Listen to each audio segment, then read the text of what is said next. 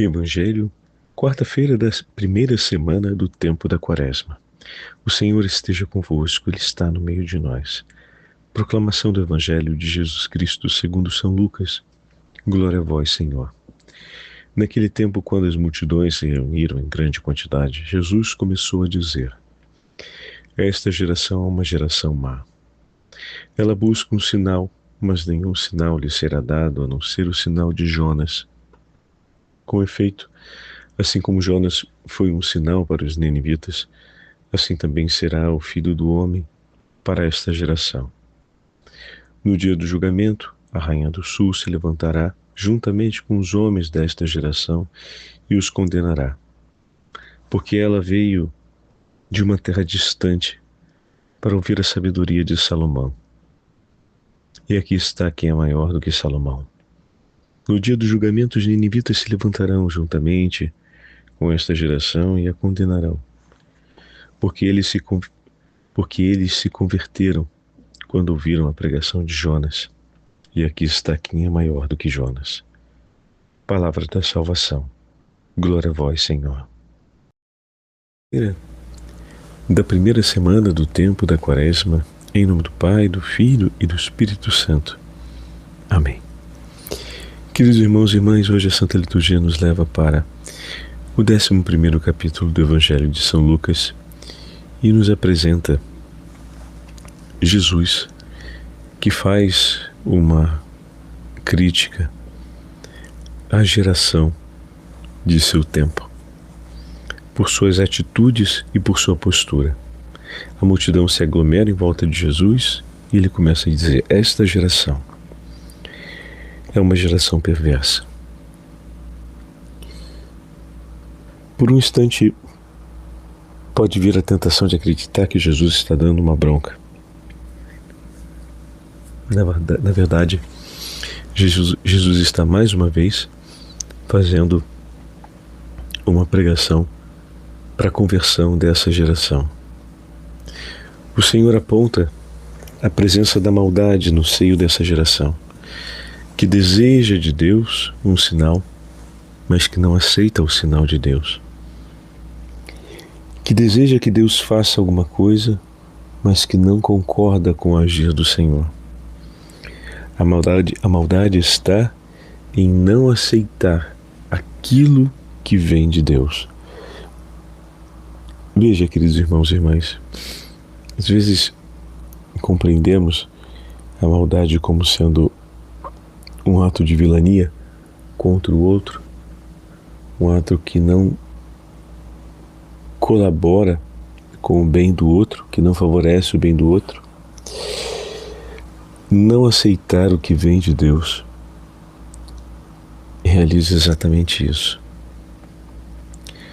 Deus, quando age, quando fala, quando se manifesta em favor dos homens, se manifesta e age sempre por uma mesma finalidade: cumprir um bem em favor da nossa salvação, cumprir um bem em favor da edificação de nossa vida. Toda vez que o homem se opõe a Deus, ele resiste ao bem que Deus dispõe em seu favor. Os ninivitas, quando foram chamados pelo profeta Jonas, a Rainha do Sul, quando veio ao encontro de Salomão, se colocaram diante deles e receberam o que lhes foi apresentado da parte do profeta e da parte do rei. E desse modo, acolheram a palavra do Senhor, acolheram a vontade do Senhor e recolheram em favor de si e de seu povo um bem incalculável. Pois Deus, quando se move por nós, para nossa salvação, para nossa santificação, para o nosso bem. E eis que ali está aquele que é maior do que Jonas, aquele que é maior do que Salomão, cuja possibilidade de realizar o bem é bem maior. Eles vieram em nome de Deus. E eis que ali está o próprio Filho de Deus, e essa geração resiste. Se forte, mas ao mesmo tempo doce. Se dura, mas ao mesmo tempo verdadeira, foram as palavras de Salomão e de Jonas aos seus interlocutores. Ali está aquele que tem um coração manso e humilde, aquele que tem uma autoridade que é diferente daquela dos homens,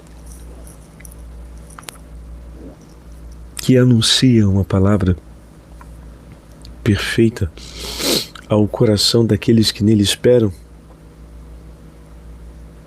Entretanto, não vem acolhido e amado pela geração que o escuta. Peçamos, caríssimos irmãos e irmãs, o dom da conversão, para termos um coração pronto para acolher o Senhor e para dispor-se por amor a Ele. Um coração que se abra ao seu falar e que acolha o que Ele nos apresenta. Vai dizer um monge da região de Mossul, do ano 340, as seguintes palavras, falando a respeito do jejum, sempre em referência ao texto de hoje, pois os ninivitas, quando ouviram a pregação de Jonas, admitiram um caminho de conversão. Jonas disse para eles: afaste-se cada um do seu mau caminho e da violência que praticam, e ouçam o que o Senhor vos diz. E Jesus começa falando da geração má, que deve afastar-se desse caminho para acolher a voz daquele que é maior do que Jonas. Então, o monge Afraed de Mossul, no ano 340, vai escrever as seguintes palavras: quando nós jejuamos, meu irmão, a melhor abstinência é sempre aquela que o profeta afirmou e que o Senhor confirmou para nós: a abstinência da maldade. Ela é melhor do que o jejum de pão e água, melhor do que o jejum em que o homem se mortifica, curvando a cabeça como um junco, deitando-se sobre saco e cinza, como refere o profeta Isaías. Com efeito, quando o homem se abstém do pão, de água, ou de qualquer outro alimento, quando se cobre de saco e de cinza e se aflige, ele é amado.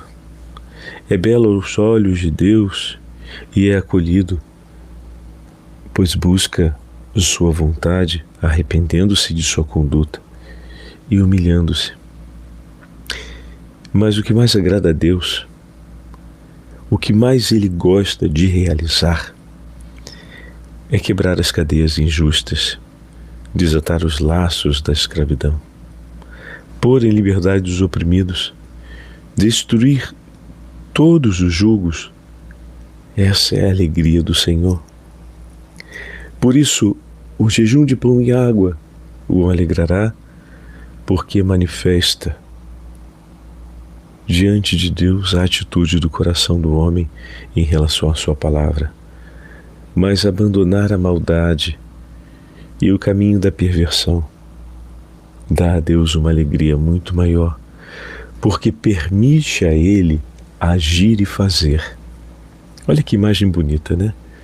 O jejum de pão e água é um agir e fazer nosso por amor a Deus, e isso alegra. Mas o alegra mais ainda quando Ele pode agir e fazer sobre a nossa escolha. Então a luz desse homem despontará como a aurora, pois o Senhor se levantou para agir em sua vida. Preceder-te-á a tua justiça e seguir-te-á a glória do Senhor. Será como um jardim bem irrigado, como recorda o Salmo, como nascentes cujas águas nunca faltam.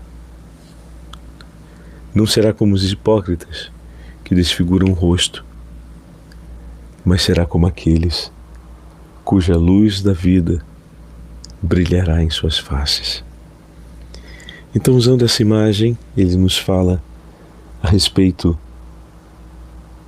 do abandonar a maldade, ou seja, que todo jejum que façamos seja sempre uma declaração, um exercício pessoal de mortificação dos sentidos, mas ao mesmo tempo uma declaração do desejo explícito de que Deus possa agir em nós e, de fato, venha romper as cadeias da maldade, da malícia, da perversão, as cadeias que nos afastam de Deus, rompê-las definitivamente em nossas vidas.